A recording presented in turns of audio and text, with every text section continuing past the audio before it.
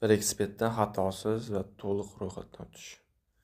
Hisob to'ldirish, pul chiqarishda muammo bo'lmasligi uchun yaxshilab tushuntirib o'taman. Bir ekspedga kirib olganimizdan keyin bu yerdan ro'yxatdan o'tish degan joy chiqadi. Kiramiz bunga. Bu yerda 4 xil usuli bor ro'yxatdan o'tish. Bir bosishda telefon orqali, email orqali va ijtimoiy tarmoqlar. Eng yaxshi usuli bir bosishda va telefon orqali. Bir bosishdan tanlayman. Sizlar telefon orqali ro'yxatdan o'tishingiz mumkin yoki bir bosishda. Birinchisi mamlakat, qaysi davlatda bo'lsangiz o'sha yerga kiritasiz. Keyin bu yerda valyuta, xohlagan valyutangiz o'ynasangiz bo'ladi. Mana bu yerda qidiruv bo'limidan masalan rubl deb yozsang, Rossiya rubli kelib chiqadi. Masalan dollar. Mana dollar. Bizlar so'mda o'ynaymiz. Keyin bonus olish uchun sport uchun bonus olsak bo'ladi, kazino gaming o'yinlar uchun olsak bo'ladi. Ikkalasini tanlaymiz. Keyin bu joyga promo kod kiritsak, sizga 100% bonus beradi. Katta tariflar bilan VIP 555. Bu yerda kompaniya qoidalari bor pastda va maxfiy siyosat, shular xohlasangiz o'qib chiqishingiz mumkin. Bu yerda keyin 18 yoshdan kichik bo'lmasligingiz kerak shuni. Keyin ro'yxatdan o'tish tugmasini bosamiz pastda.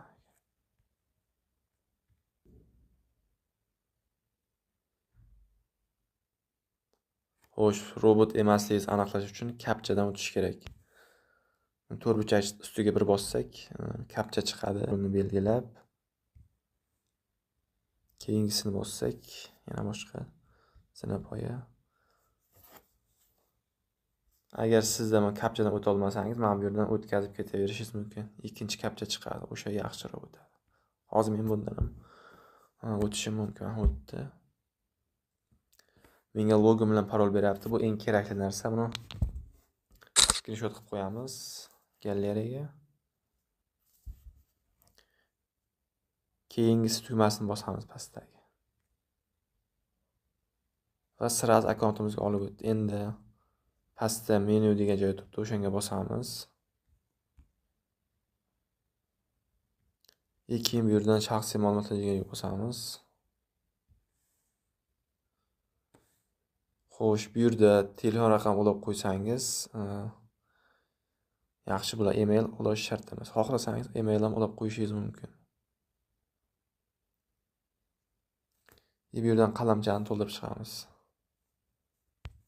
Bu qalamcha degani shaxsiy ma'lumotlar, familiya, ismingizni, pasportdagi o'z ma'lumotlaringizni kiritasiz to'g'rilab. O'shanda pul chiqarishda muammoga duch kelmaysiz. Agar xato yozsangiz, pul chiqarishda muammo bo'lib qolishi mumkin. Hozir men kerakli joylarni tushuntirib o'taman. Yashash joylari juda ham oson. Bu yerda hujjat turi eng qiyin mana shunisi. Eng qiyin joyi hujjat turi. Bu yerdan haydovchilik guvohnomasini kiritishingiz mumkin, milliy identifikatsiya kartasini kiritishingiz mumkin. Xalqaro pasport, chet el pasporti. Bizlarda xalqaro pasport, agar sizda yashil pasport bo'lsa, o'shani kiritasiz.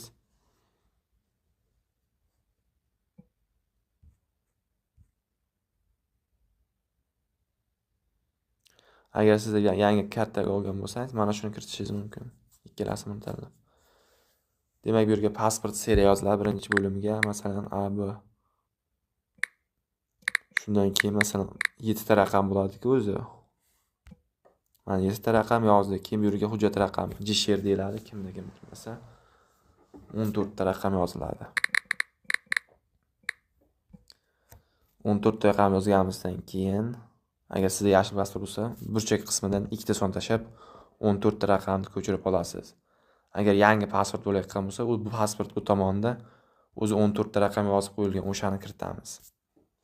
Berilgan sanasi pasportda yozib qo'yilgan, mana bu yerdan 25 ustiga bossa, bu yerdan yillar o'zgartirishimiz mumkin. OK deb bossak kiritiladi. Kim tomonidan berilgan pasportda yozib qo'yilgan. Agar bo'lmasa, IIB deysizlardan oxiriga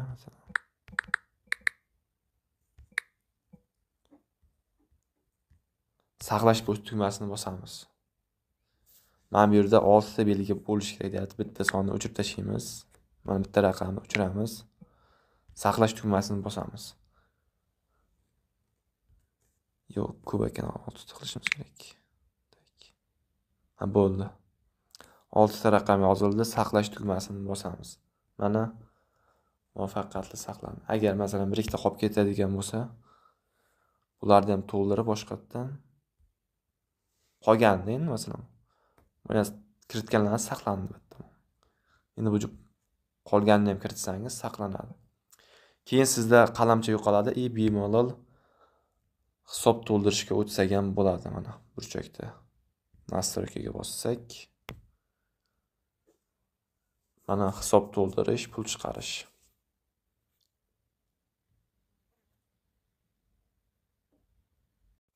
Brexpert APK'sini Telegram kanalimizdan topishingiz mumkin. Telegram kanal manzilini videoda yozib qoldiramiz.